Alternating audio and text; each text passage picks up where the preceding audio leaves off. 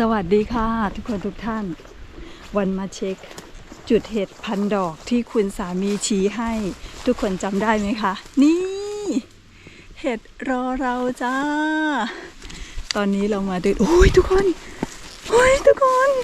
โอ้แม่ไม่กล้ากรีดดังเยอะมากสวยมากแต่ว่าโดนแดดไปแล้วด้วยนะคะว้าวโอ้ยเห็ดรอเราอีหลีทุกคนวันขออนุญาตเก็บเร็วนะคะคลิปนี้เดี๋ยวไปคัดทำความสะอาดที่บ้านค่ะแล้วก็ดอกไหนที่แดดเผามากๆหนักๆไม่เก็บนะคะเก็บเห็ดเน้นเก็บขายแต่ว่าเดี๋ยวไปคัดอีกรอบหนึ่งค่ะไม่ต้องเสียดายนะคะทุกคนอุ้ยคือวันอะมีวิจารณญาณคือเห็นเห็ดเรียกว่าอะไรเห็นหน้างานเราจะรู้ว่าดอกไหนกินอร่อยแห้งแล้วก็กินได้แต่ว่าดอกไหนกินอร่อยดอกไหนกินไม่อร่อยแล้วนะคะแล้วถ้าเก็บไปขายก็คือที่มีแดดเผาเขาไม่ซื้อจ้าแต่ถ้าแบบเผาบ้างเล็กน้อยแบบเนี้ยถ้าเราเสียดายก็คือตัดส่วนที่แดดเผาออกแบบนี้ได้แต่ว่า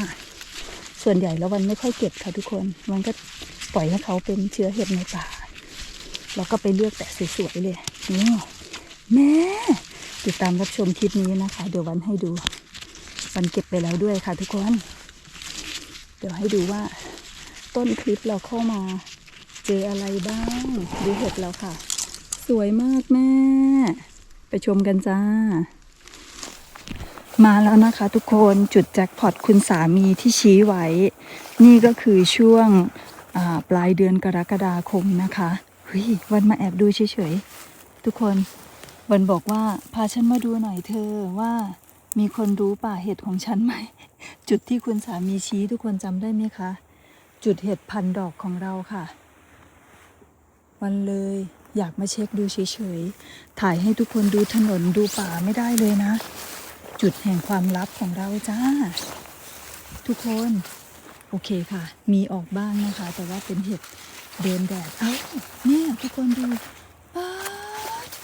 ออกแล้วจ้าแม่สวยมากเลยค่ะวันไม่ได้เอาถุงลงมานะคะโอเคค่ะไปหยิบตะกร้าลงมาเก็บจริงจังแล้วนะป่ะสำรวจกันมีรอยคนอื่นมาเก็บก่อนเราด้วยอ่ะทุกคนมีคนรู้ด้วยค่ะมันน่าเสียดายตรงนี้แหละเมืองนี้นะคะเป็นเมืองที่คนเก็บเห็ดขายเยอะมากถ้าเราอยากได้แบบจุดเห็ดสวยๆแบบนี้เราต้องไปหาจุดที่ไม่มีใครรู้ค่ะทุกคนมันเป็นตำแหน่งการเก็บเห็ดที่เราต้องรีบเก็บบอกใครไม่ได้เลยถ้าใครมาเห็นวันอยู่ตอนนี้นะรู้เลยว่าป่าอยู่ตรงไหนทุกคนถามว่าห่วงไหมห่วงแค่จุดเห็ดค่ะแต่ว่าถ้ามีเพื่อนมาด้วยหรือว่ามีใครอยากมีประสบการณ์เก็บเห็ดวันก็พามานะทุกคนแต่ว่าสำหรับคนเก็บเห็ดขายเมืองนี้วันไม่อยากให้เขารู้เลยค่ะเราจะได้เก็บไว้ถ่ายคลิปสวยๆทุกคนวันว่าจะมาเช็คเอาดอกเล็กๆดอกใหญ่ๆไว้ก่อนเฉยๆนะไปลุ้นกันโหดูไม่ใช่น้อยๆเลยค่ะมีที่ถูกแดดด้วยนะคะวันขออนุญาตเก็บเร็วๆแล้วเดี๋ยวเราไปคัดดอกสวยดอกไม่สวยที่บ้านอีกรอบหนึ่งนะคะทุกคนแต่ว่าดอกไหนที่มันแบบโดนแดดเผามากๆก็ไม่เก็บแล้วนะคะอุ้ยทุกคนจ๋าสวยมากแม่มันเก็บเร็วแบบตัดขายอย่างเดียวค่ะอุ้ยสวยมากแม่จ๋า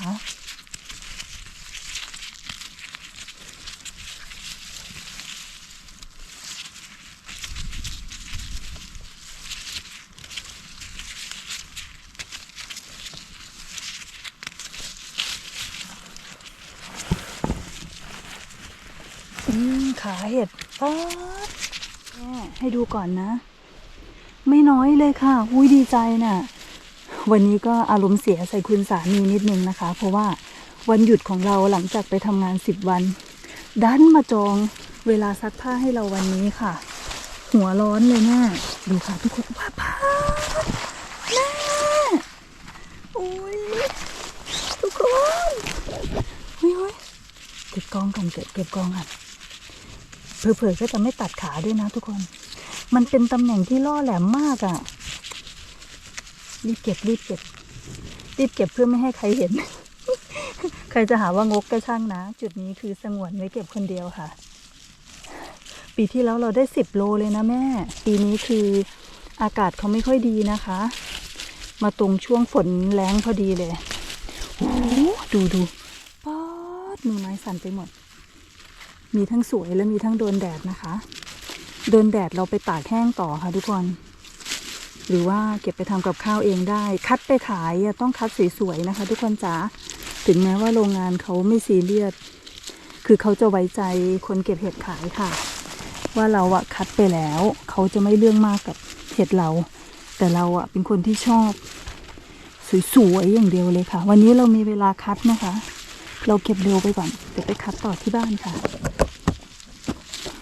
แม่จ๋าอุ๊ยต้นบลูเบอร์รี่บังสวยมากแม่ไม่กล้ากรีดดังกลัวคนรู้ดีใจหลายคลิปแรกหลังจากเราไปทำงาน10 วันหลังจากสวีเดนแห้งแล้งมากเดี๋ยวดูกันนะคะทุกคนดูค่ะกล่องนี้ของเรานะคะเราก็เดินข้ามกองนี้ไปเลยค่ะเนี่ยเก็บยังไม่ทันอู้ยดูอยู่ใต้มอสคือสวยมากป๊าดขาเห็ดป๊าดนะคะ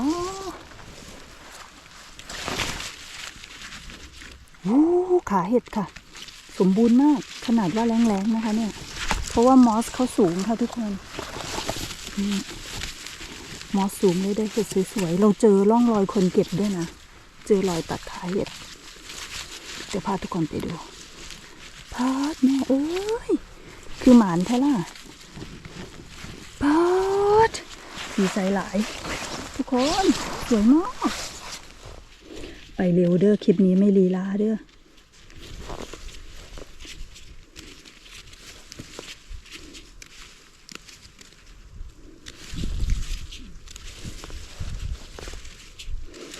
คุณสามีภูมิใจมากบอกฉันขอร้องให้เธอเก็บป่านี้เป็นความลับ วันเลยบอกว่าเธอต้องพาฉันไปดูก่อนว่ามีคนรู้จุดเห็ดฉันอย่างเดียวเธอคิดว่าฉันบอกใครเขาก็เลยโอเคไป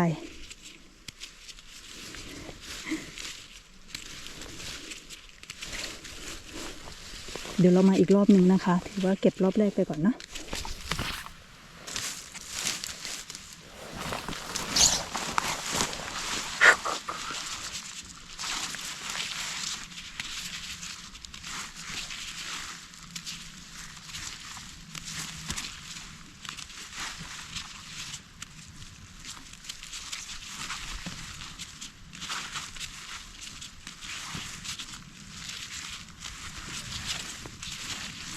เราไปยังไม่ถึงจุด1,000 ดอกนะ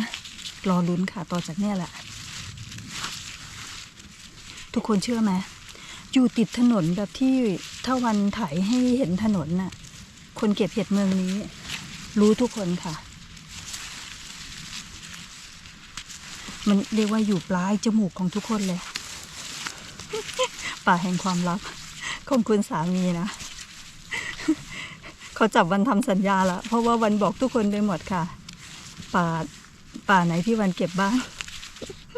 เขาเลยบอกว่าอุ๊ยมีรถมาแม่ถ้ามีรถมาเขาจะเห็นเลยค่ะว่าเราเก็บเห็ดทุกคนแล้วมันจะไม่เหลือถึงเราจริงๆค่ะทุกคนจ๋าอุ๊ยมารีบแล้วตายแล้วใส่เสื้อแดงด้วย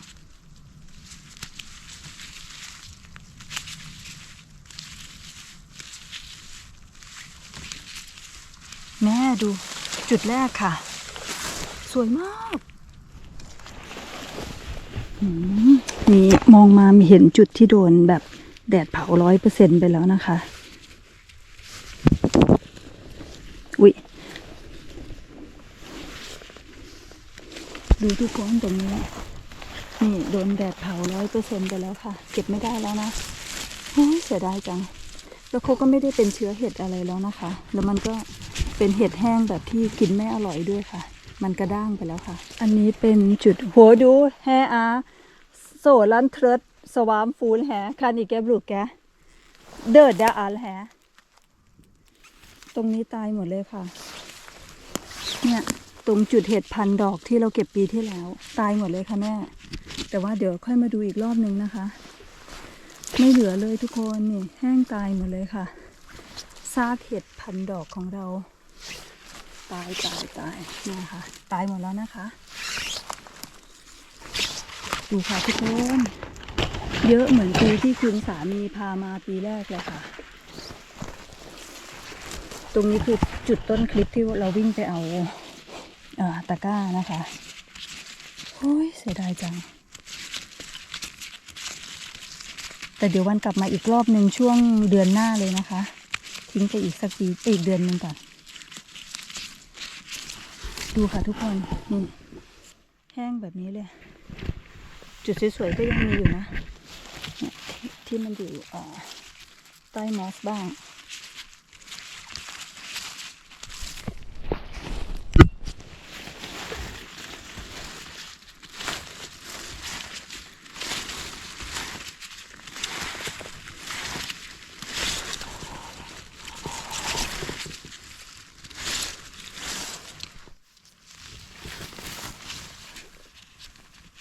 แล้วก็มีจุดที่อยู่ในป่าเดี๋ยววันพาไปดูนะคะโอ้ยทุกคนวันไปทำงานมา10 วันใครรำคาญเสียงพูดมากก็ข้ามคลิปนี้ไปได้เลยนะ อัดอั้น ขอเก็บด้วยคุยด้วยแก๊งนี้น่าจะได้กินเองค่ะทุกคนเนี่ยดอกเขาจะด้านๆจากไฟเผาหมดเลยโอ้ยเสียดายมากคือเราเก็บได้ประมาณ 20%ค่ะอีก80%คือโดนไฟเผาโดนแดดเผานะคะทุกคนจ๋าโอ้ยตอนที่มันร้อนเนี่ยทุกคนนึกภาพไม่ออกเลยแหละเห็ดแห้งตายอะค่ะอันไหนที่วันไม่เก็บคือมันแบบด้านมากจนแบบกินก็ไม่อร่อยแล้วนะคะคนเก็บเห็ดขายเขามีประสบการณ์ค่ะทุกคนส่วนวันคือเก็บมา13 ปีแล้วค่ะประสบการณ์มากพอไหมคะแม่ปะไปลุ้นในป่าต่อค่ะนี่คือจุดแรกนะคะสวยงามมากก็มีจุดที่เห็ดแห้งตุยก็มีค่ะแล้วก็จุดที่เห็ดยังแบบสวยๆเพราะป่าที่นี่ต้นไม้แบบนี้เลยค่ะต้นไม้ใหญ่ป่าชื้นแต่ว่าความแล้งปีที่แล้วคือความแล้งเดือนที่แล้วคือมันแล้งมากทุกคนเนี่ยป่าที่จะพอให้เราได้เก็บเห็ดบ้างก็จะเป็นป่าแบบนี้นะคะที่มอสสูงแล้วก็มีความชื้นสูงส่วนเห็ดไปลุ้นกันค่ะลุ้นไปพร้อมกันเน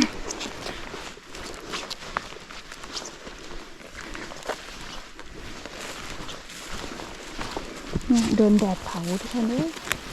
อันนี้คือเผาจนมันด้านไปแล้วกินก็ไม่อร่อยแล้วนะคะบางจุดก็อันนี้โดนแดดหมดแล้วนะอันนี้ขายไม่ได้แล้วนะคะแต่ว่ายังกินได้อยู่ค่ะทุกคนหน้าแดงๆเขาเรียกว่าเห็ดหน้าแดงเนี่ยนะคะไฟเผาจนหน้าแดงส่วนในตะกร้ามีแต่สวยๆไม่ใช่ไฟเผาพูดผิดแดดค่ะแดดเผา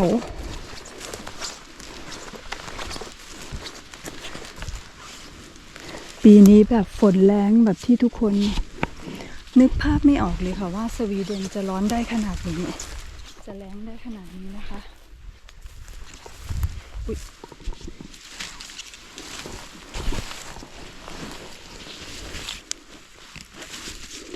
วันมีวันหยุด3 วันก็ติดตามรับชมคลิปนี้ต่อเนื่องนะคะทุกคนส่วนจุดนี้จะได้คลิปยาวแค่ไหนก็เท่านั้นนะแล้วเดี๋ยววันจะให้คุณสามีไปส่งที่ป่าใหญ่วันเรียกว่าไปทิ้งวันไว้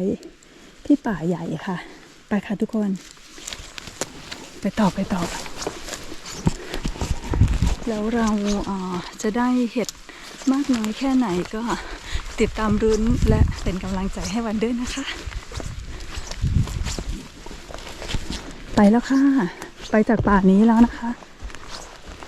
มาค่ะทุกคนมาต่อกันนะคะหลังจากที่สวีเดน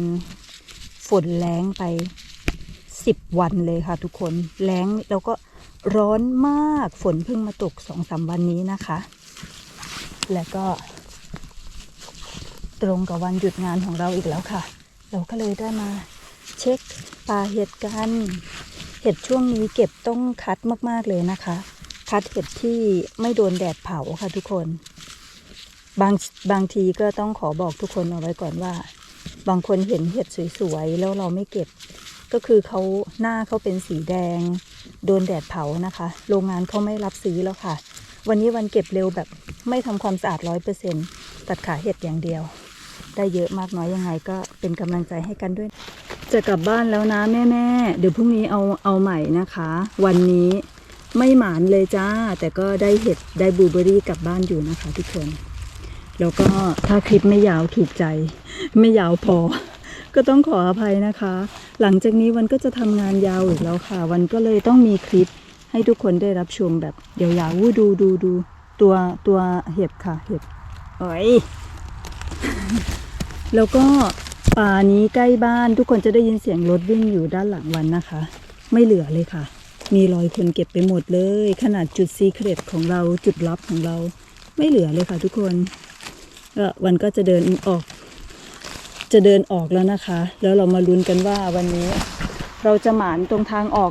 ตามตำนานมาดามบ้านนาสวีเดนไหมได้แค่นี้เองทุกคนประมาณครึ่งโลเองค่ะแต่จะหมานไหมตรงทางออกไปลุ้นต่อกันนะคะเรียกว่าจุดไหนที่เรารู้ตรงนี้นะคะคือมีคนมาเก็บก่อนเราแล้วเขาเก็บทุกจุดที่เรารู้หมดเลยค่ะทุกคนบางปีที่วันโชคดีก็คือเขาจะเหลือจุดที่เรารู้เขาไม่รู้ประมาณนั้นนะคะแต่วันนี้คือ ไม่เหลือน่ะนี่แหละค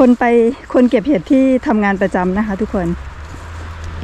เมืองนี้คนเก็บเยอะต้องทำใจค่ะวันทำใจนะเพราะฉะนั้นผู้ชมของวันก็ต้องทำใจด้วยนะคะเพราะว่าปีนี้คือโหดมากคนเก็บโหดมาก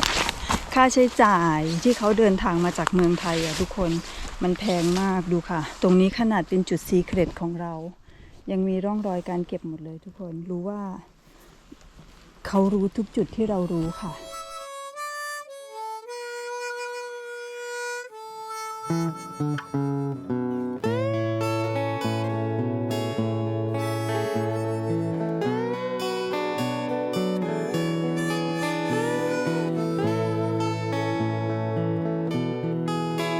ออกจากบ้านเข้าป่ามาไกลโลกสดใสชีวิตได้เรียนรู้เก็บเห็ดป่าเห็ดพึ่งหวานเห็ดมันปูยาหมอดคลุมอยู่สีสันสวยงามเดินไกลไปตามสายน้ำไปมองความงามของพงไพรเก็บเห็ดข้างทานน้ำไหลพื้นป่าฟ้าไกลนั่นแสงตะวันนำมาก่อนแล้วนะ10จ้าหมายถึง1กิโลนะจ๊ะไปเดินป่ามา3ชั่วโมงสูงได้เห็ด1กิโลค่ะแห่งพื้นป่าสวีเดนค่ะใครว่างมาช่วยกันเป็นดังแดดสายลมเย็นร่าเริงชัดเจนดังทานตะวันเริ่มร่าชัดเจนเช่นทานตะวันมาดามบ้านนาแห่งพื้นป่าสวีเดนมาดามบ้านนาแห่งพื้นป่าสวีเด